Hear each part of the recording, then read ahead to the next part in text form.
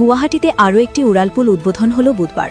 ভরলুমুখ অঞ্চলে নির্মিত দীনেশ গোস্বামী উড়ালপুল আনুষ্ঠানিকভাবে উদ্বোধন করেন অসমের মুখ্যমন্ত্রী ড হিমন্ত বিশ্ব শর্মা। প্রায় ১.২ কিলোমিটার দীর্ঘ এই উড়ালপুলটি মাছখোয়া থেকে শান্তিপুর স্লুইস গেট এলাকা পর্যন্ত সংযোগ স্থাপন করবে। এছাড়াও উড়ালপুলটির একটি অংশ ভরলুমুখ এলিভেটেড করিডোরের সঙ্গেও যুক্ত করা হয়েছে, যার ফলে এই অঞ্চলের যানজট অনেকটাই কমবে বলে আশা করা হচ্ছে।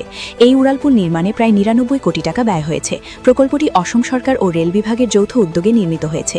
সরকারের মতে এই উড়ালপুল চালু হওয়ার ফলে গুয়াহাটির যান চলাচল আরও সহজ ও স্বাচ্ছন্দ্যময় হবে।